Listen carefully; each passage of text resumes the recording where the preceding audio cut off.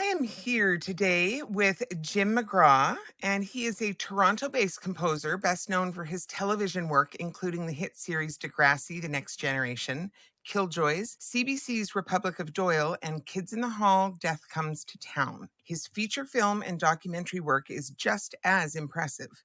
Credits include Tulipani, Love, Honor, and a Bicycle, directed by Oscar-winning director Mike Van Diem, The Last Mogul, The Life and Times of Lou Wasserman, Foolproof, starring Ryan Reynolds, the Columbia TriStar thriller Resurrection, and Odeon's Treed Murray, which nominated for 5 Genie Awards, including Best Picture and Outstanding Achievement in Music. The score for Treed Murray went on to win gold in the film festival in Mar del Plata, Argentina. Jim's latest feature documentary, Curb Your Carbon, airs on CBC and is narrated by Ryan Reynolds. You guys seem to have a parallel path there. McGrath has orchestrated and conducted film scores with the Munich Symphony, the Salt Lake Symphony, the London Philharmonia, and the City of Prague Philharmonic.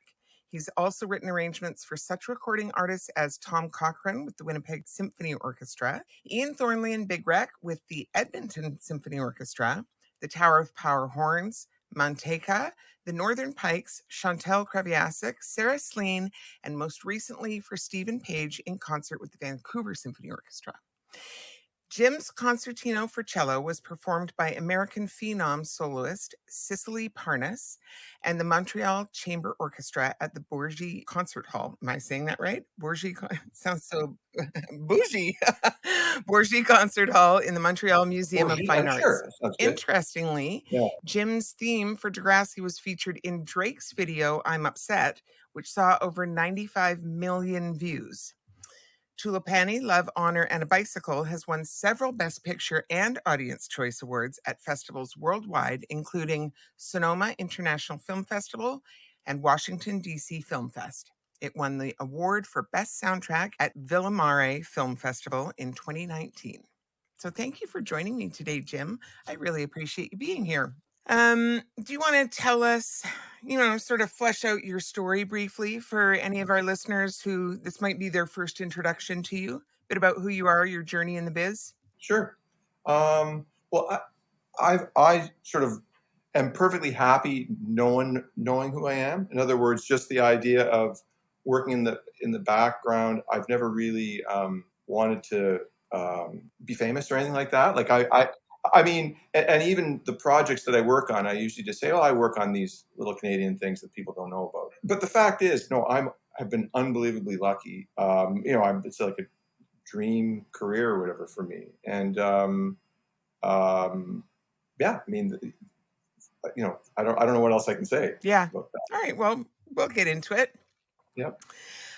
Here on the Vocal Lab, we sort of aim to shine a light into the industry through the lens of what I know now that I wish I'd known then. So with that in mind, if you were starting your career all over again, what would you do differently? Okay. And this sounds sort of discouraging or whatever, but one thing I should have done when I was in my early 20s was I should have had a good part-time job. Mm-hmm. I thought that, like, I went to Humber College. I went to high school, then grade 13 when there was a grade 13. And then just, not on a lark, but instead of everyone going to university, which everyone was doing, I thought I would try this Humber College music program thing. It was like, I think it was $300 a semester. Oh, wow. And it just seemed like a non-risk kind of thing. So I went to Humber College for 3 years for the, at the time, it was a very much a lauded jazz and commercial music program. And it was wonderful. And virtually everyone, who I still work with to this day, I met there, kind of thing. And then, off we went out into the real world to earn a living. And, I was a trumpet player. I played in bands. That was when you could work 6 nights a week in a bar and this sort of thing. But I ended up, after, being out there for 3 or 4 years, I ended up penniless, broke, the whole routine, and ended up being a bicycle courier and then rewrote all my grade 13 subjects, went back to university to try and get a real job, that whole thing, right? And I regretted not having got the bicycle courier job about, several years earlier, in that the idea of trying to make 100% of my living income off art or music or the music business or whatever was unrealistic. I mean, there were guys who were doing it, but it was foolish on my part. I mean, I can still remember to this day going, the check for $50 didn't come today either. Yeah. That thing. And also, it's, April 30th. Dad, I need money for rent tomorrow. It's due tomorrow. Yeah. That thing.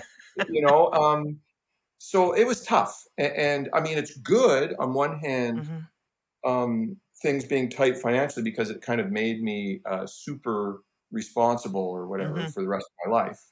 But that's one regret, if you will, that, and I think even today it's even harder. The idea of making a living right out of the gate, full-time, 100%, is difficult and unrealistic, and there's no shame in it, getting a straight job. And this is controversial. I've never thought you should get a job in a music store, because then everyone sees that you have a job. Yeah. And that's my own prejudice. And I all you get people who work in music stores, I'm very sorry. I get that. I agree with you that, like, there's no shame in having the job that supports the art while you're finding the art that will support the income. Philip Glass was famously a plumber and a taxi driver. I did not know that, but that's yeah. I mean, matter of fact, I think he was a taxi driver when his opera Einstein on the Beach was being performed in New York City. So I mean, there you go. I mean, there's tons of, wasn't Harrison Ford a carpenter, kind of thing?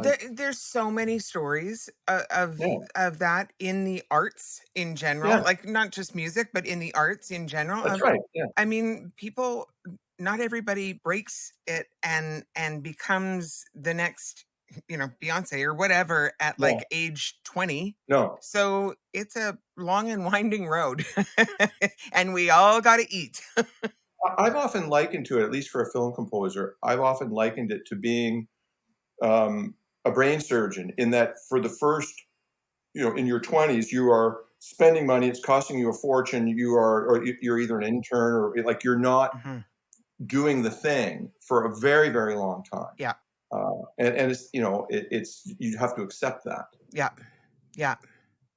And so on the flip side, what would you do the same all over again in your career? You know what? Humber College was great. Yeah. That was a really good move. Really loved it there. I really sort of, blossomed there, if you will. Let me think. I also, after Humber College, I studied with a guy named Dr. Samuel Doyle at the Royal Conservatory, and studied like orchestration and counterpoint and classical composition, and that was great. It's funny. I think there's nothing like, it's almost like if I'd known things were going to work out by the time I was 30, I probably would have been a lot less angst filled, Yeah. Because I thought it was over. Like when I was 25, I thought, like I said, I went back to U of T, took a degree in engineering, and just thought, well, the music thing didn't work out. But then I gave it another go.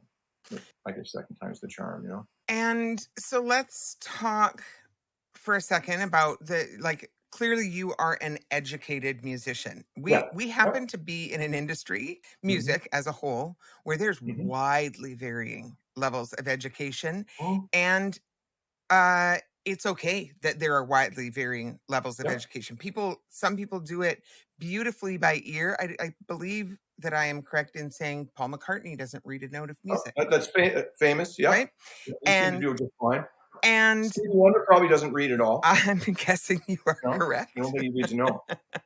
And seems to do okay. And then there are others who are extremely educated, and there's there's like benefits and drawbacks on both sides of that Yeah. equation. So do you Yeah. want to talk a little bit about how I mean, because specifically the area of music that you've gone into in terms of like Yeah. scoring and arranging, and Mhm. that even that you don't necessarily have to be Mhm. as theory savvy. It can still Yeah. happen by ear, especially with the technology that we have That's right. today. Yeah. So it's not a foregone conclusion, but it is usually more present in that Yeah. part of it. Do you want to talk a little bit about how those things, affected each other in your Yeah. career? Well, it's an interesting thing. For example, um, I don't want to work with any guitar player who can read. Ah, That's I'm just saying that as a like no half decent guitar player I've ever met can read a note. And now that's a silly thing because I've worked with lots of great guitar players who can yeah, read anything. But I'm just saying there's something about the real McCoy rock, you know, rock roots, whatever have you, guitar yeah, player that the way they're wired that they're so used to using their ears and this other instinct that I'd almost prefer they don't read, yeah, because there's something about the way they've learned how to play and I mean I'm sort of it's like reverse prejudice, right? yeah. Oh, you can read? No, I don't want to work with you. But otherwise, it all depends on the genre. Like I said, Hmm. rock and roll, all that whole area, reading is irrelevant. Yep. But once you're into, obviously, anything to do with classical music or studio work Hmm. or even jazz, Hmm. the reading thing is a very big deal. And there's something. It's a fun art. In other words, like I also play the trumpet. I've retaken it up, and there is an incredible challenge, like a professionalism of sitting there, plunked down in front of a piece of music you've never seen before in your life, and try to play it perfectly and make it sound musical. And like that's a thing, and Yeah, that's a cool thing. yeah. And it's an old school skill, but there's something really great about that. And if we're talking about giving people advice about as they're coming up, the one Hmm. theme that I was going to say is diversification. Yeah, In that, when you're starting out, like, sure, you only want to do, let's say, in my case, I only want to score movies. yeah, That's all I want to do. But on the way there, I've done everything from, all these different playing situations, all these different writing situations. Like, you just do a whole bunch of stuff, and then hopefully one of them catches fire and takes off. And so, similarly, being able to read music, why not? yeah, It's like learning another language, being bilingual. Like, why not do that? yeah, Especially if you have time. yeah. So that's what I would say. But as far as the other stuff, you sort of, I'm kind of self-taught anyway. Hmm. Like really, I'm one of the few people of my social strata that doesn't have a university degree, Hmm. right? Like most, my wife has a law degree. Like our friends, everyone. I'm sort of, what do they call it in the States? I'm white male with high school education or whatever it is, right?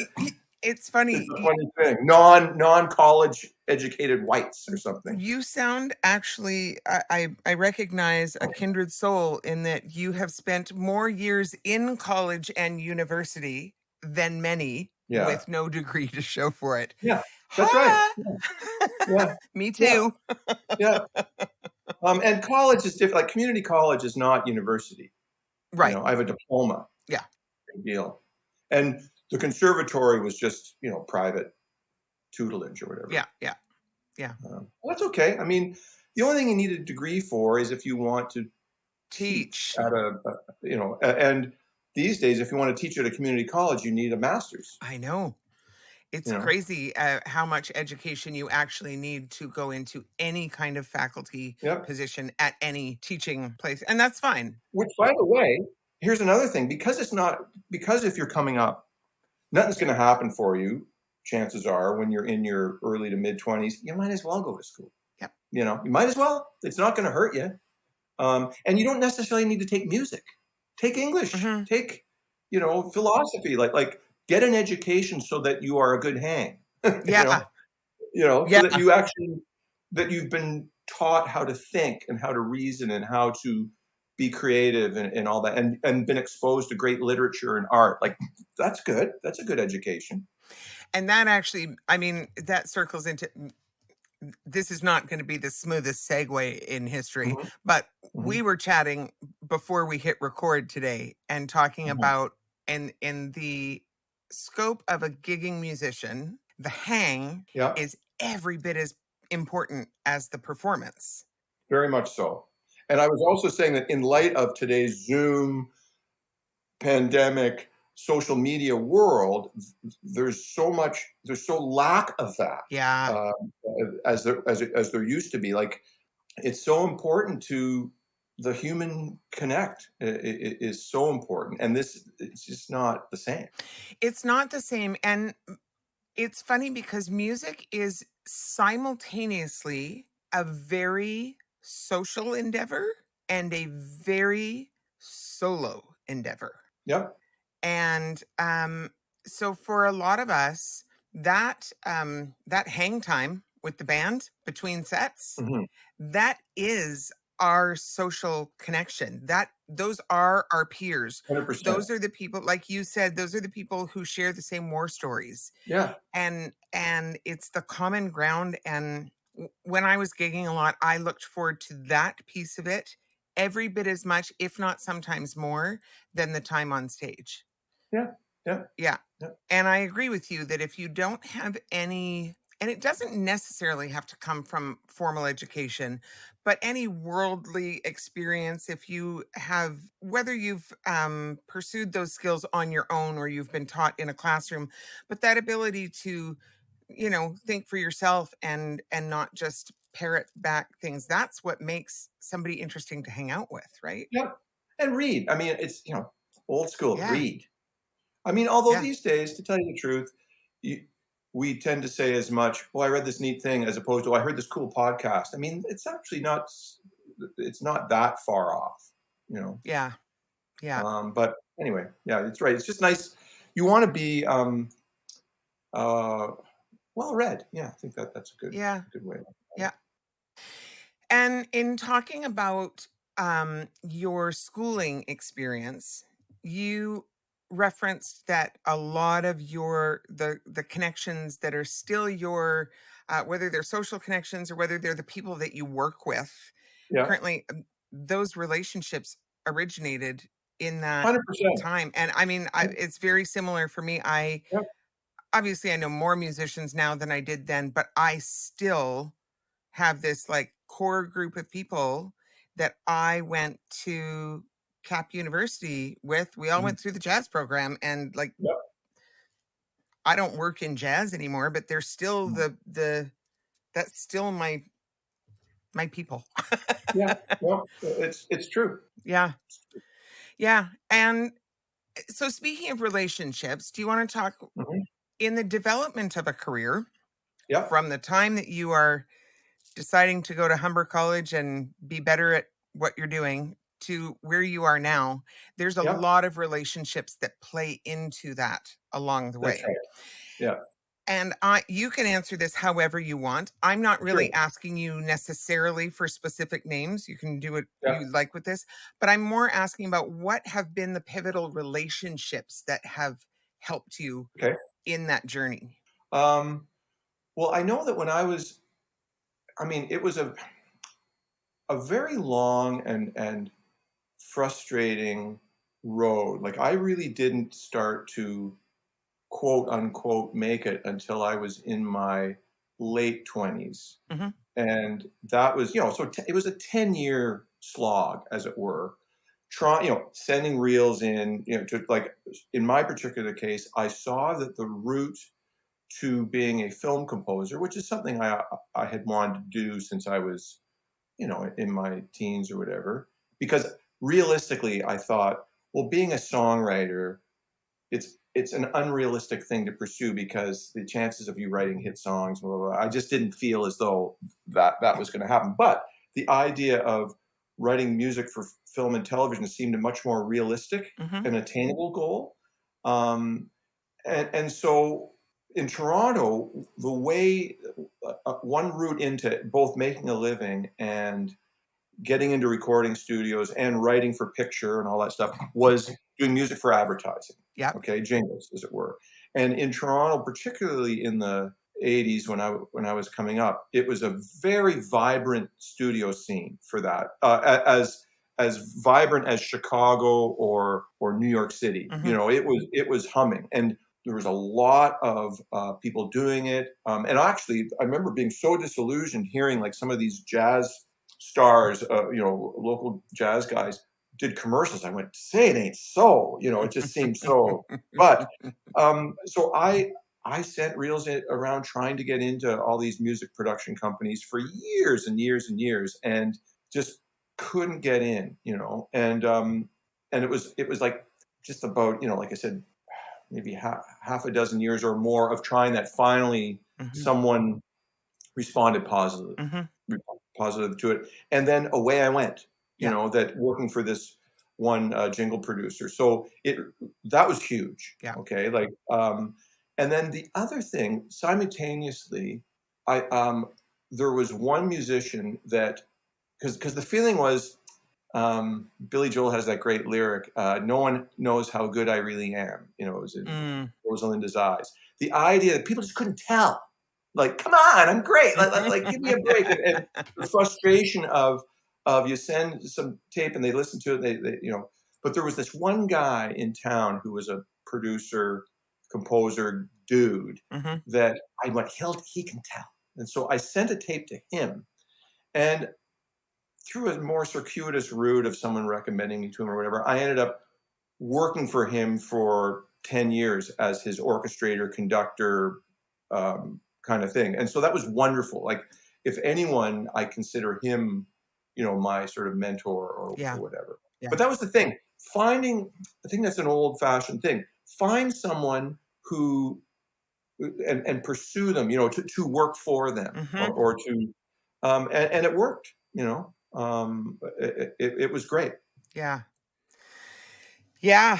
It's, and then transitioning from working in the jingle industry, which I grew up because that was what my dad did in Vancouver. That was Griffiths, Gibson, and Ramsey in Vancouver.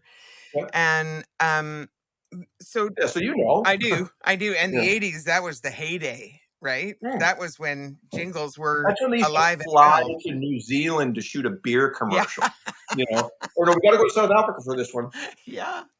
It was nuts, and the budgets were insane. Yeah. And I remember being in the Manteca Sound with a room full of Toronto Symphony players for some stupid beer commercial. It was fantastic. Yeah.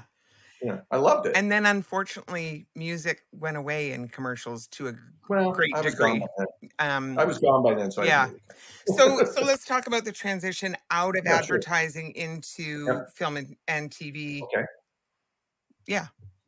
Well, the very first, like what I always tell people who want to get into scoring film and TV, a very common route is you score short films for emerging filmmakers, right?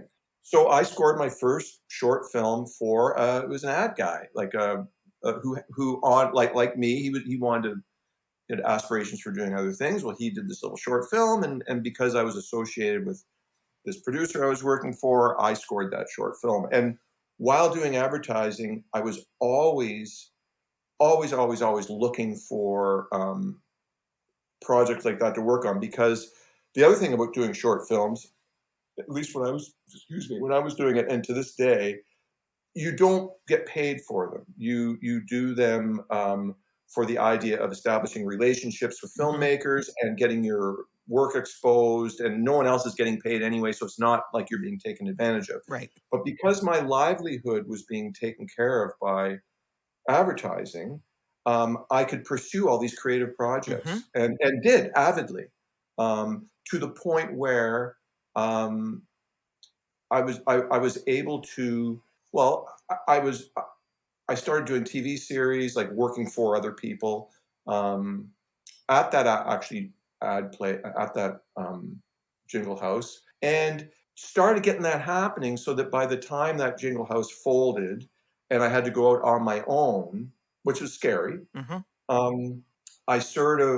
I did the transition that way. I often joke, I'd still be working at that jingle house if they hadn't closed. It's one of the things, I never would have left the You got security pushed of out it. of the nest. I did, and it was scary. But the very first gig I did coming out of that was this was in like 2000, was a reality TV series about plastic surgery where when I scored it, I had to have my hand over the screen so I wouldn't have to look at the surgeries. It was so brutal, it was that kind of thing. But it was a regular gig, and yeah, I did it. And at that time, actually, that's when Degrassi started, and things it was a lovely sort of lucky shift from 10 years of advertising to the next stage. It just kind of worked out, luckily. And were there people that overlapped, or was that a thing that you really had to like pursue that crossover? Oh, completely different. No, as a matter of fact, I would sort of not really mention I was doing advertising. Yeah. You know what I mean? Yeah. I wouldn't really include that in my. It was the dirty little secret. Although here's an interesting thing is that in the same way it took me a really long time to break into advertising, it similarly took me a really long time to break into film and television. In that same thing, while I was doing advertising, I was constantly sending out reels to try and get film and TV work, and sending out reels to try and get an agent and all that sort of stuff. So I got a call from it was at the Feldman's office, actually, the Feldman's out there, for this series. I think they tried every single composer in Canada, and they finally went, well, let's try this guy then. Or Feldman, we'll try this guy. And I ended up getting the gig, and that was the start that everyone that I met on that gig led to a whole other network. I got things from the editor, from the post-production supervisor, from the mixer, from it was this incredible opening, and it was that was an enormous break. Yeah. And my only, I'm not going to get into my only regret, because I did a big mistake with that one where I sort of screwed around the Feldmans on that, because I thought, they shouldn't get so much money. I was very foolish, and I regret that. And I shouldn't have done that. I sort of made enemies, if you will, that I have fixed. I have since fixed them, but I shouldn't have done that.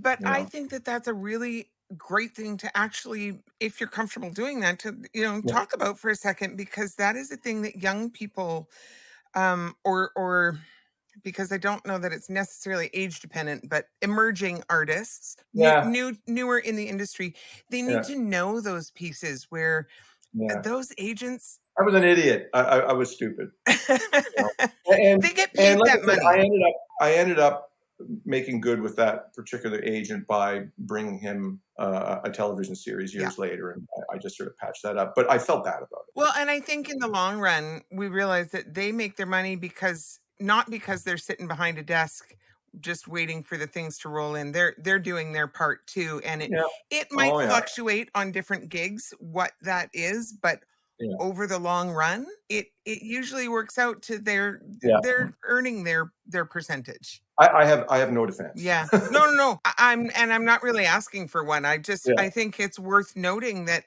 we all fuck up, and you made a point of making the amends and bringing different business to them to patch that. I mean, but speaking of the advertising thing, so I got this big gig through the Feldmans, and it was, like I said, an incredible opportunity. And then the editor from that job put me forward to this feature film that was being directed by Russell Mulcahy, who had directed the Highlander movie and had directed all those Duran Duran epic rock videos and stuff. He was one of remember, film directors were rock video. Yeah. So I'm meeting with him on set, because the editor is telling him how great I am and stuff. And I said that I was working on a movie, and I was using an orchestra. He says, "You can afford to hire musicians?" And I said, "You know what? I make a pant load of money doing advertising. I don't mind taking a hit on art projects, right? And I'm just sort of being ballsy and saying this. Yeah. And the director, Russell Mulligan, same with me, mate. He was Australian. That was a terrible Australian accent. But same with me, mate. So it was kind of cool, like by admitting that I'm doing this, I'm getting the filthy lucre from advertising to fund my art pursuit. That kind of, I think that might have done it. Yeah. You know, that was resonant. Yeah. To him. So again, that was why they hired me to do this movie. I have no idea, but it worked out great. Well, and I think that speaks to the bigger piece of, and a lot of guests that I've had on, we've talked about this concept, and it's one that I'm not sure people think about quite so transparently when they think about music to get go. And that is that just like every other industry, it is built on relationships. Yep. Oh, it's only built on relationships. Yeah. Yeah. And so, I interviewed Mark LaFrance recently. I don't know if you know him, singer, drummer, great guy. And he was telling a story about having, as a younger guy, been introduced to Bob Rock and not knowing who he was. Yeah. And just being really nice. And ultimately Bob hired him for a whole shit ton of work over the years. Yeah. And he used it to illustrate the point that you can't afford to be a dick. No. Especially if you don't know who you're talking to. Yeah. Period. And it's funny, at the same time, like they say, in order to be successful in the entertainment business, you have to be really aggressive, right? They say that. We got to make phone calls. And I was always terrible at that. Yeah. Okay. I was the worst self-promoter, the worst networker, all that sort of stuff. Couldn't do it. Wasn't blessed with it. Sort of, it's my, Irish Catholic brain. We're talking about money and it's not cool. That whole repressed kind of thing. Shy, and I used to think that I wished I actually was more aggressive. That I had a friend who'd like phone a producer at home on a Sunday, that kind of thing. Like I never do that. But I seem to have sort of done okay in spite of that. And maybe it's because I'm nice. Maybe it's because he's a good guy. And also, I always tried to be really good, at what I do. Like be really, I was never really interested in people toiling away at cooking shows and complaining about their little gig. Like I wanted A-list top shit, and I was just focused on that, and I was just, that's all I was interested in pursuing that, working only at that level, and I don't know, that's a big chunk of it. Yeah, and being discerning, like going, no, this sucks, or I suck, like being very aware of where you're at, and not to my detriment, maybe too self-critical, but you gotta be, if you want to be really good. I agree with you. And I think it's a fine line, because I think as artists, it's really easy for us to fall into that pit where nothing is ever good enough. No, I know. And that's not useful.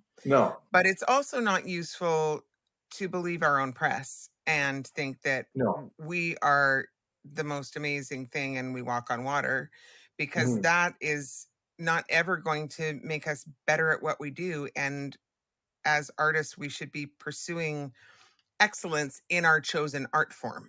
Yep. And just being aware of it. Yeah, it's, I mean, the flip side of that also being too critical is that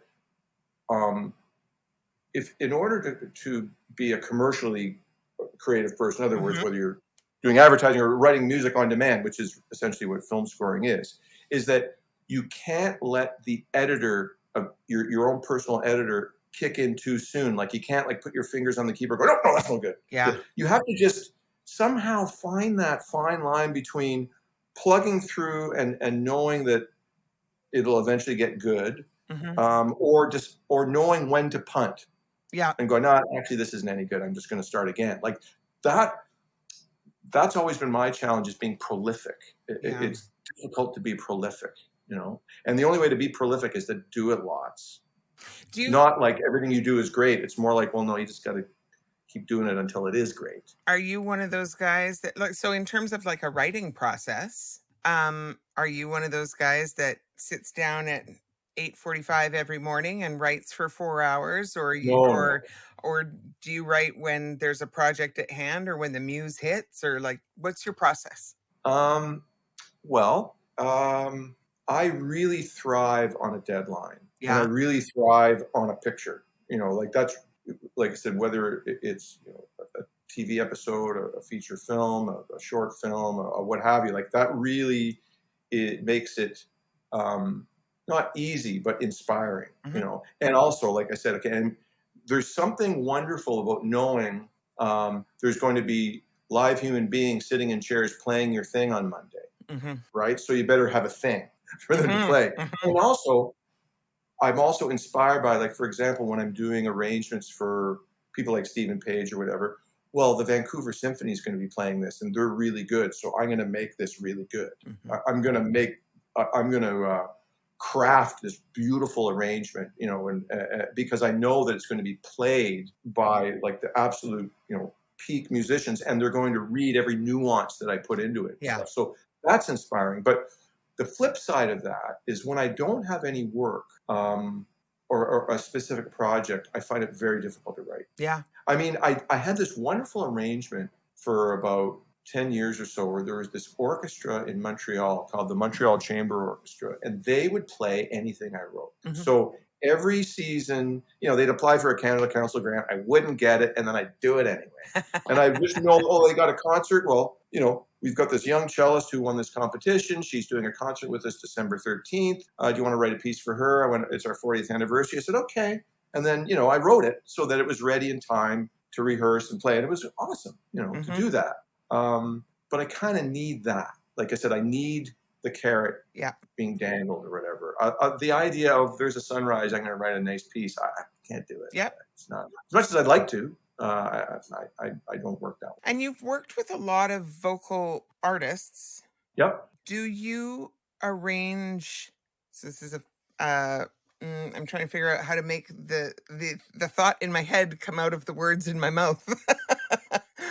um, do you arrange only for instruments, or do you also do vocal arrangements? I do both. You do both, I mean, like I said, I have to do it all. When I got right? hired, bizarrely, my big break, finally getting into advertising in my late 20s, was this jingle producer who was, like many producers, wasn't necessarily fully musically literate, Yeah. but he was a music producer, so he could tell guys what to do and stuff.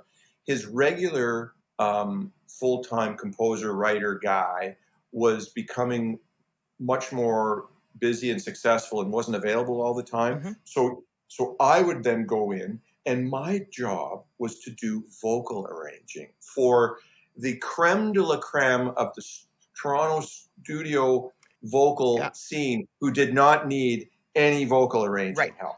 Yeah. Like telling Joel Feeney how to harmonize a chord is the most preposterous thing. But I was there as a hand-holding Yeah. component. And the way, and I'm sure this is your experience, the way you arrange for vocals is it's all oral. You don't write it down. You don't go, here's your chart. It's more like, you sing this note, you sing that note, you sing that note. Let's try that.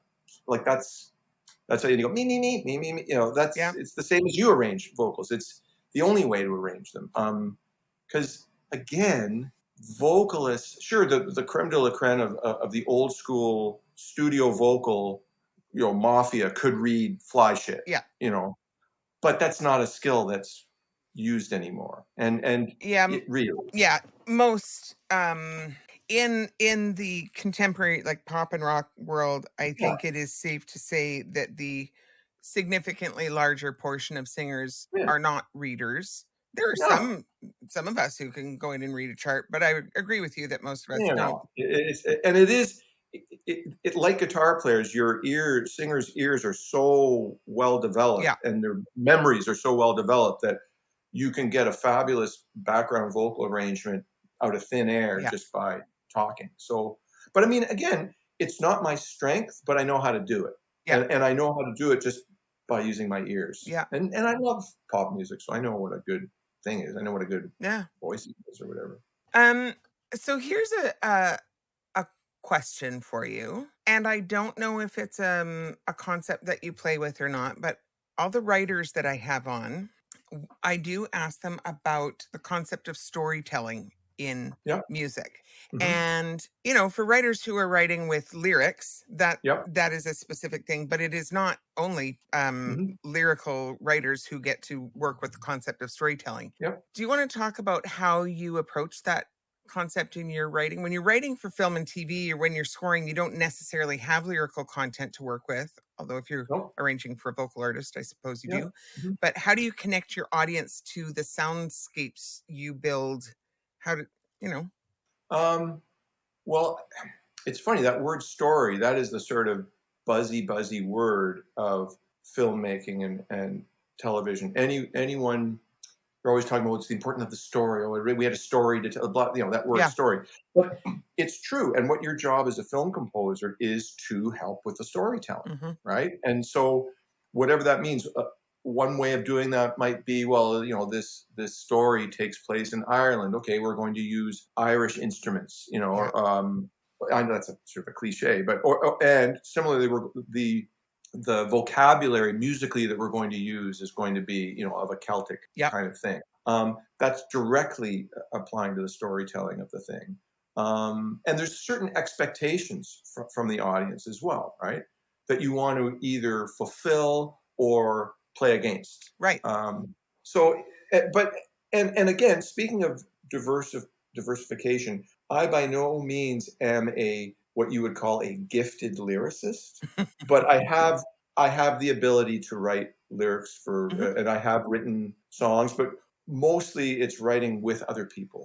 But I mean, I will pitch in on a lyrical idea or comment on a lyrical idea. I mean, I'm late to the party as far as appreciating words. I mean, being a trumpet player and being more of a jazz oriented musician when I was coming up, it wasn't until I was much older that I appreciated wonderful lyric writing, and but yeah, and as a arranger, you so want to know what's going on with the words. When you're writing, whether it's a string arrangement, an orchestral arrangement, a horn arrangement, whatever, you got to know what's going on. Always. I mean, it's you have to. And here's a neat thing. I was talking to a very fine bass player, and I was saying about the concept of memorizing jazz standards or the Great American Songbook. How, again, late in life, I've been sort of getting into that. And, you want to learn how to play All But Nothing or All, or All the Things You Are. He said, learn the words. Learn the words to it. Like, you're not going to sing it. You're not right. But learn the words to it. That's how you learn the tune. Yeah. And I thought that was I mean, I've never done it. but there's something cool about that. The idea, do you know the words? No. I think that's a really interesting perspective. It'll influence the way you play it. As an instrumentalist, I think that's a really... That's what I mean. Like, why would an instrumentalist need to learn the words? But he's a bass player. I mean, he knows them. Well, that's interesting because being a vocalist, and I guess that's not unlike, actually quite unlike, but not unlike, in school as vocalists, we had to learn all the changes. And it wasn't because we were going to sit down. It's exactly the same. You're not playing with your voice, but you should know them.